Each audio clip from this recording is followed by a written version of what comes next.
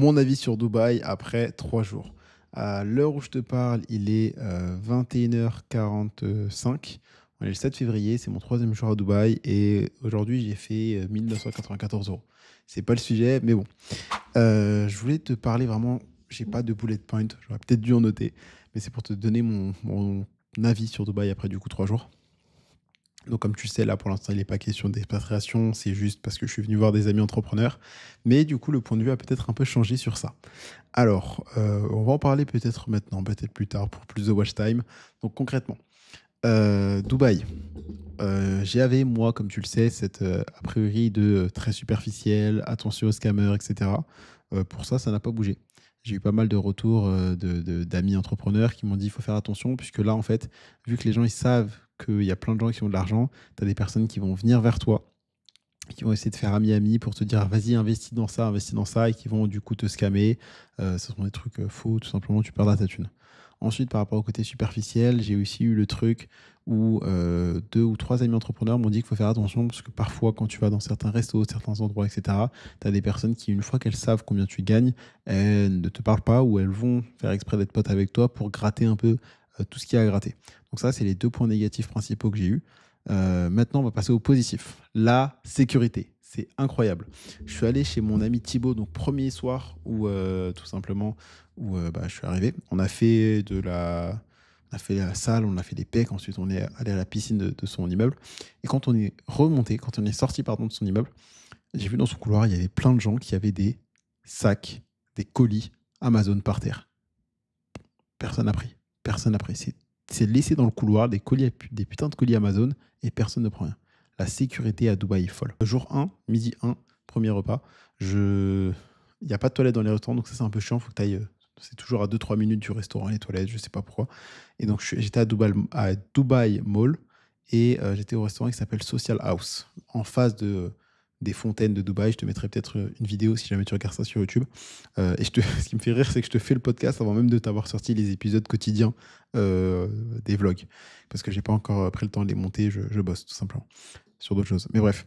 Et en gros, je laisse mon sac, je laisse mon ordi, je laisse mon passeport, mon portefeuille, mon sac, AirPod, mes clés, enfin bref, plein de trucs. Je vais aux toilettes, je reviens, donc 4-5 minutes et tout. Je fais le tour, ensuite, en plus, il y avait un spectacle au dos, donc je m'éloigne et tout. Je reviens, il y a mon sac, il y a mon ordi, il y a tout. C'est super safe. Les gens ne ferment pas les portes. Les gens laissent les clés sur la voiture. Super safe, en fait, c'est qu'il y a plein de caméras. Et ça, du coup, soir numéro 2, je suis allé à Cricarbourg avec des amis. Je te mettrai peut-être une vidéo ou quoi que ce soit, si jamais tu regardes ça sur YouTube. Et en fait, il y a des caméras partout. Et les gens, en fait, risquent gros s'ils font des choses. C'est fini. Je crois qu'il y a 90% des gens qui sont expatriés ou qui sont expatriés ici, qui viennent par exemple de France, qui ont tout quitté pour venir à Dubaï, qui ont du coup les passeports dubaïotes. Et en fait, très simple, si tu fais une connerie, tu dégages. Et ça, j'aime beaucoup. Tu vois, ce genre de pays, j'aime beaucoup. Parce qu'en France, on n'a pas ça. En France, c'est un peu la politique de on laisse tout le monde venir et faire n'importe quoi. C'est un peu chiant. On va pas se le cacher. Si tu as une sœur, des tantes, des cousines, une mère ou une copine, tu sais de quoi je parle. Je pense, ou en tout cas, elles m'ont fait lui écouter ça et elle sait qu'elle ne peut pas rentrer tranquillement seule la nuit en France. Là où à Dubaï, c'est tranquille. Donc la sécurité à Dubaï tabasse 1000 fois celle en France. Si tu as des enfants, si tu as une copine, si tu es une femme, c'est safe. Même si tu es un homme et que tu as un peu d'argent, que tu as un truc, tu peux laisser ta montre, etc. Tu peux laisser tout ouvert. Enfin bref, tu peux laisser de l'argent par terre. Tu peux laisser. Vraiment, les gens ne volent pas, en fait. Et j'ai été surpris de voir ça. Donc ça, c'est niveau sécurité.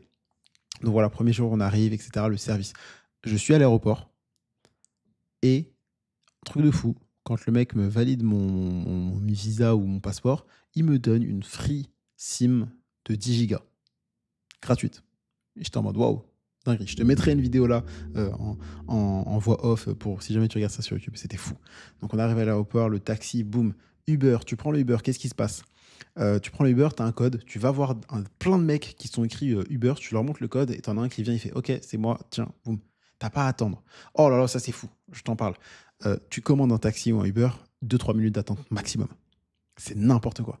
Donc, je sais pas si tu es sur YouTube, tu verras peut-être que derrière, au fond, il y a le Bourges. C'est génial. J'espère que ça filme bien. Il y a peut-être les lumières qui reflètent sur le miroir. Mais bref, je te fais un nouveau format full improvisé. Donc, voilà, sécurité, le service, c'est dingue, c'est rapide. Par rapport au prix, donc ça dépend. Premier jour, je vais pas te mentir, je me suis fait plaisir. J'ai fait un bon brunch, 74 euros pour une pizza, deux Virgin Morito, deux bouteilles d'eau et un petit céréal granola avec des fruits et tout. Le soir même, j'avais fait un steakhouse au 68e étage, pardon, 140 euros. Donc voilà. Deuxième jour, je sais plus trop. Je sais plus trop, mais bref. Pour la bouffe, ça dépend, c'est cher, pas cher, enfin bref. Pour les loyers, donc là, moi, je suis en hôtel, donc ça va. J'ai un ami, je sais, qui loue pour 1008. Et j'ai un autre ami qui a un deux bedroom, donc deux pièces. Il loue pour 2008. Donc les loyers, c'est entre, on va dire, entre 2 à 3K. Là, je suis à Downtown. C'est juste à côté du Bourges, qui est pas très loin. Donc si tu es sur YouTube, tu verras la vidéo. Si t'es un podcast, bah, je suis pas très loin du Bourges. J'ai visité Creek Harbor le jour numéro 2. Incroyable. C'est calme, il n'y a pas de bruit. Quartier familial, parc. Il y a pour moi un petit peu de verdure et de nature. C'est qu'il y a un parc, tout simplement. Il y a des gens qui jouent au foot, des petits comme quand on était petit au quartier et tout. C'est incroyable, Creek Harbor. Je pense que je vais revenir à Dubaï. Et je prendrai 3 semaines à Creek Harbor. Et que je prendrai 3 semaines aussi à Dubaï, à Downtown, pour voir. Puisque si jamais je dois m'expatrier, puisque là, avec ce qui se passe en France, quand tu vois que bah, ils viennent en plus là de vouloir détruire un peu, enfin pas détruire, mais bref, mettre encore des bâtons dans les roues aux auto-entrepreneurs en baissant la franchise de TVA à 25 000 alors qu'avant c'était 35 000 ou 80 000. Bref, tu sens que c'est un pays qui veut juste piller les poches des entrepreneurs, de ceux qui apportent de la richesse, qui créent de la valeur. Enfin bref. Donc ouais, si je reviens, je vais prendre 3 semaines à Creek Harbor et 3 semaines ensuite à Downtown. Donc on m'a dit et conseillé d'éviter de juillet à septembre, puisque c'est là où il fait 35, 40, 50 degrés. Donc voilà. Apparemment, si tu t'expatries, tu peux rester 3 mois à Dubaï au lieu de 6. Donc ça, c'est un avantage que je ne connaissais pas avant. Pareil, tu n'as pas d'impôt. Bon, tu as 9% à partir d'un certain seuil. Selon les personnes, ça change. Selon les comptables, ça change. C'est un peu comme un médecin. Tu vois 3 médecins, ils vont te dire un avis différent, comme pour les dentistes. Donc bref, faut voir. Donc ouais, jour 1, tac, l'aéroport, arrivé à l'hôtel, boum, super tac. Ok, je vais voir Dubaï Mall, le Bourges, je me balade, c'est kiffant. C'est super safe. Ensuite, je suis allé à l'hôtel, belle vue. Donc normalement, tu la verras dans les vlogs si, faut que je les filme, faut que je les monte et faut que je les sorte ça. Ça, c'est prévu pour demain, sortir l'épisode 1 du vlog. Sinon, je te sors des mini vlogs sur Instagram, @kennyjohnb et sur TikTok aussi. Donc voilà, jour 2, si c'est passé le jour 2, je vais juste regarder mon emploi du temps rapidement. Jour 2, bah, j'ai bossé. Jour 2, j'ai bossé, puisque là, en soi, dans mon business, ce qui se passe, c'est que je veux faire 50K par mois. Il va falloir que je commence à monter une équipe, par exemple, puisque là, il y a plein de gens qui réservent des appels de sélection, ou qui remplissent le formulaire pour passer l'appel et qui ne sont pas forcément qualifiés, d'autres qui le sont. Et donc, pour l'instant, c'est moi qui fais le tri, donc le setting. Et je vais prendre Valentina, du coup, qui va s'occuper de ça pour moi. Et ensuite, ouais, le soir, enfin l'après-midi numéro 2, je suis allé au Sunset à Creek Harbor. Bref, Creek Harbor, quartier incroyable. Si tu es sur YouTube, je te mettrai là à l'écran une vidéo. Et jour 3, bah, aujourd'hui, du coup, j'ai fait que bosser. Que bosser. Tu le verras quand je sortirai les daily vlogs sur YouTube, qui seront beaucoup plus complets que ce que tu verras sur Instagram et TikTok. Parce que Instagram, TikTok, je vais vraiment poster un TikTok par jour. Ça sera entre 1 et 1 minute 30. Là où sur YouTube, ça sera des vlogs un petit peu plus longs de 3, 5, 10, 15, 20 minutes. Aujourd'hui, j'ai fait que bosser. J'ai fait, bah, du coup, 1994 euros. Je vais réactualiser si tu es sur YouTube, tu le verras. Donc voilà, c'est plutôt cool. J'ai dépensé 300 balles, 372 euros, je crois, la première journée. La deuxième, je me rappelle pas, mais on est allé à l'Indien. Le midi, je sais plus trop ce que j'ai fait. Ah si, le midi, j'ai commandé à l'hôtel un cheeseburger, ça m'a coûté une vingtaine d'euros. Ici, la bouffe, ça va en soi, ça dépend. Il y a l'application Carim sur laquelle tu peux prendre les transports, tu peux prendre plein de trucs, tu peux te faire livrer, etc. C'est génial. Donc voilà, donc pour l'instant, mon avis sur Dubaï. Ah, il y a aussi un autre truc que je t'ai pas parlé, c'est la solitude, je crois. C'est-à-dire que j'ai pas mal de personnes qui m'ont parlé du fait d'être seul à Dubaï, qu'il y a beaucoup de compétition parfois, il y a des gens qui sont un peu faux, etc. Il faut savoir trouver les bonnes personnes. Donc l'importance, encore une fois, de développer autre que les finances, le capital social. Donc ton éloquence, ton aisance sociale, ton intelligence émotionnelle, savoir s'intéresser, parler aux gens, créer des connexions.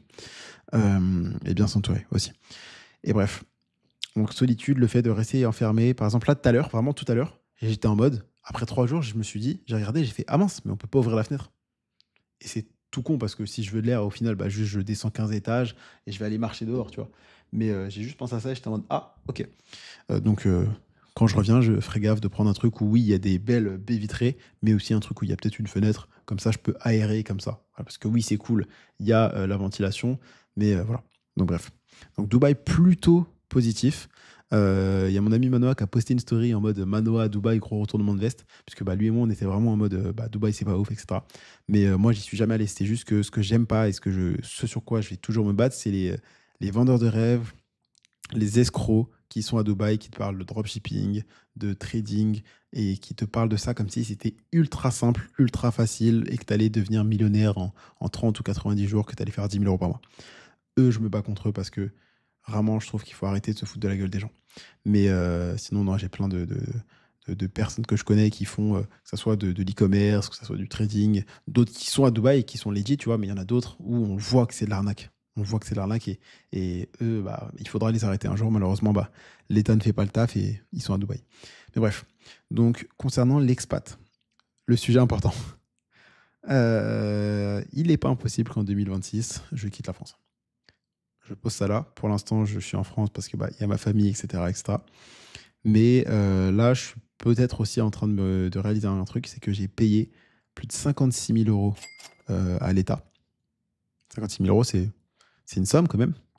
J'ai un ami qui, rien que cette année, va payer entre 270 à 310 000 euros. Et ça peut racheter littéralement la maison de ses parents. Et quand il m'a dit ça, j'étais en mode, ah putain, c'est vrai. Et donc là, je suis vraiment en train de me dire que est-ce que ça vaudrait pas le coup de faire 2-3 ans à Dubaï, pas avoir d'impôts, coffrer un maximum d'argent, grossir, grossir, et pouvoir après bah, mettre à l'abri toute sa famille sur plusieurs générations. Donc je vais mûrir l'idée dans ma tête, mais pour l'instant, c'est pas encore un truc qui sera prévu ou qui sera fait. Pour l'instant, je reste en France, je stonks, je fais grossir le business, je coffre un max et après on verra. Puisque plus tu stockes de cash, plus tu as de sécurité. Ok. C'est bien de faire du CA, mais le plus important, c'est de faire du profit. Donc voilà, c'est à peu près mon avis sur Dubaï. C'est super safe, c'est très bien. Ce que je m'y vois, ça fait que 3 jours que j'y suis, donc je sais pas encore. Par contre, je sais que niveau sécurité, c'est top. Niveau éducation, je ne sais pas, mais par contre, pour avoir des enfants ici, les élever niveau sécurité, c'est aucun problème, je pense. Par contre, attention non plus que ça ne devienne pas des biches. Parce que du coup, nous, ayant grade, genre, j'ai pas grandi à Marseille dans le quartier nord.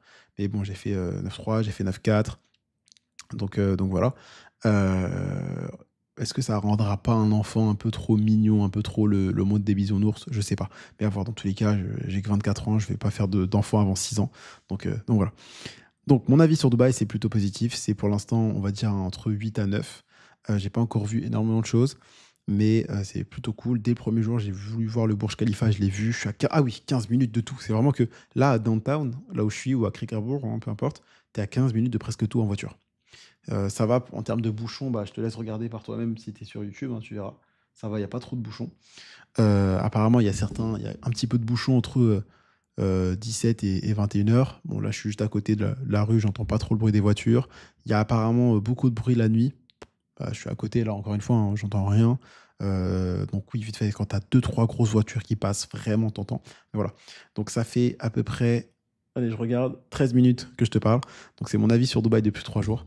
Donc je reviendrai, très certainement. Ça, c'est sûr à 100% que je reviendrai. À éviter entre juin et septembre, parce qu'apparemment, il fait entre 30, 40, 50 degrés. Mais je reviendrai. Je me prendrai 3 semaines à Crick-Harbour, 3 semaines à Downtown ailleurs. Et voilà, la palme, apparemment, c'est quand tu es très riche. La marina, à voir. Mais ouais, là, je suis à Downtown, c'est pas dégueu, je trouve.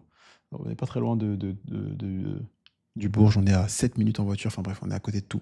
Donc voilà, c'est mon avis sur Dubaï, plutôt positif. Euh, Y aller quand t'es tout seul, sans personne, sans amis, etc. Apparemment, c'est compliqué si t'es pas sociable. Moi, ça va, j'ai pas mal d'amis ici, donc c'est cool. Avoir une meuf avec toi, c'est plutôt cool, apparemment. Enfin bref. Euh, donc à voir. Mais Dubaï, ça m'intéresse. Ça m'intéresse. Parce que là, en soi, je comprends le truc de pas d'impôt. Tu coffres un max de thunes, du coup, parce que tu payes pas d'impôt pour le donner à 50% de tes revenus à quelqu'un. Et du coup, tu coffres et tu peux du coup aider ta famille. Mettre à l'abri, racheter des maisons pour ta famille, faire des biens immobiliers, leur envoyer plus d'argent, etc. En fait, tout ce que tu ne donnerais pas à des gens qui sont à la CAF, qui bossent rien, qui bossent pas, qui sont RSA, etc., bah, tu peux le garder pour toi et pour ta famille. Et quand bien même j'adore mon pays, je suis ultra patriote, je vois comment ça part, comment ça évolue, et plus le temps passe, plus je me dis qu'en fait, ils cherchent pas à être avec nous, ils cherchent à être contre nous. J'ai pas mal d'amis qui commencent à avoir des problèmes alors qu'ils ont toujours été legit, etc. Et c'est juste en fait que, étant donné qu'ils commencent à faire plusieurs millions, bah, l'État a envie de prendre un peu partout. Et je te mens pas que j'ai pas envie de me dire que j'ai joué à un jeu. J'ai été parmi ceux qui respectaient les règles, donc qui déclarent tout, qui payent tout, etc., qui ne fraudent pas, qui au final se font quand même baiser par le jeu, parce que le jeu est truqué.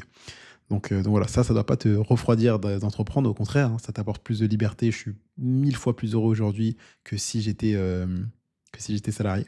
Mais ce que je veux dire, c'est que Dubaï, ça m'intéresse.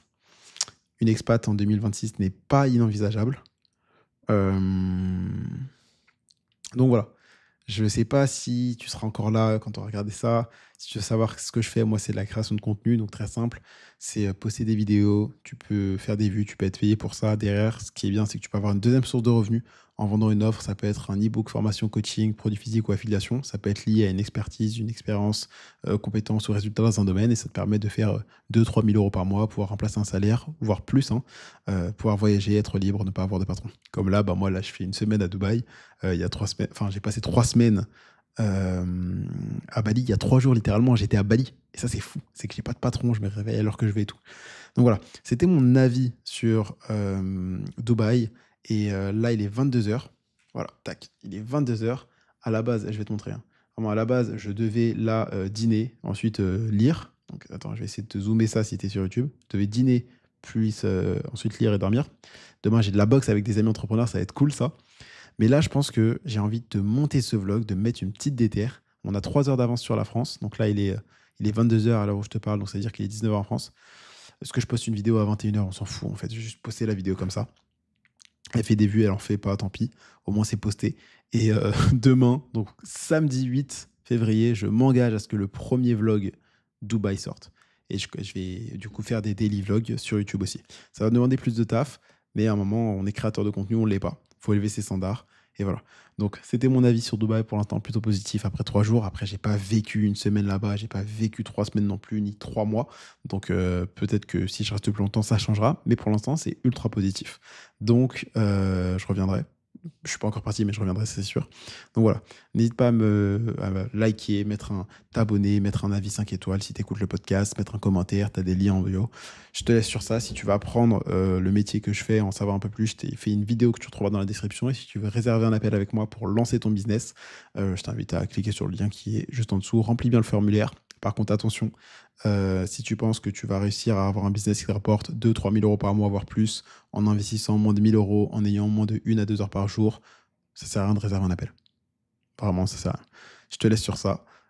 Les bosseurs auront des résultats, les branleurs et les rêveurs bah, resteront se branler et rêver devant des vidéos YouTube. Donc voilà, c'est un format complètement différent. J'ai fait à la fois un vlog où je te tenais mon téléphone à la main avec le micro, etc. Et je te faisais un podcast. Donc voilà, ça sera en version audio, ça sera sur YouTube. Dès demain, je m'engage à sortir le premier épisode sur YouTube du vlog à Dubaï. Peu importe le temps que ça prendra, il sortira. Voilà, je te laisse sur ça. Je vais poster, monter et j'ai du taf. Ciao.